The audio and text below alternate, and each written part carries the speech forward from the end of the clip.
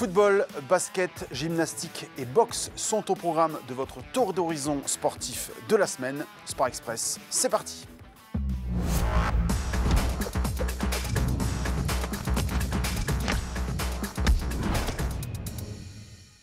Bonjour à toutes et à tous. On débute donc ce numéro par les derniers résultats du week-end et on commence par le ballon rond.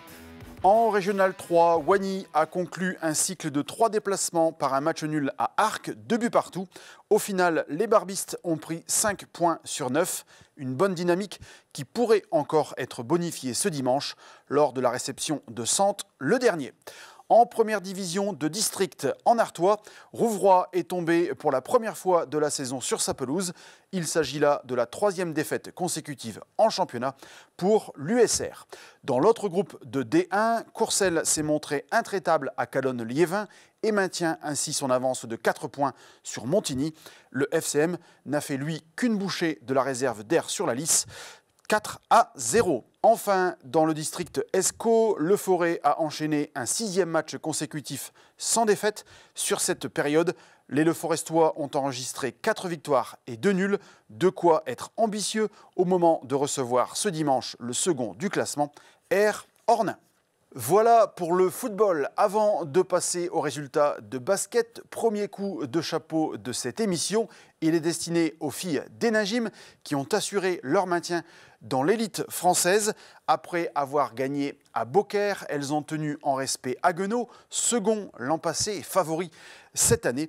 L'équipe entraînée par Claire Dessein et Sophie Jovenet a réalisé une sacrée performance en arrachant le match nul 24 partout. Bravo à elles. Direction à présent les parquets de National 3 de basket. Chez les féminines, Carvin a été largement dominé à La Hague, 71-47. La SOB est seulement la 11e attaque de la division et c'est forcément pénalisant.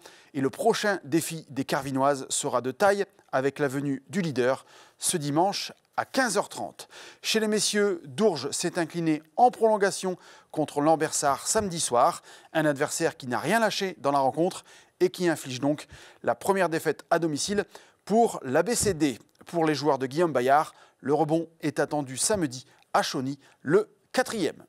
On termine ce numéro par un second coup de chapeau et celui-ci, il est destiné au boxeur héninois Laïd Douadi qui s'est adjugé samedi la ceinture internationale IBF. Un combat organisé dans le cadre du gala de Roubaix face au coriace argentin Acosta.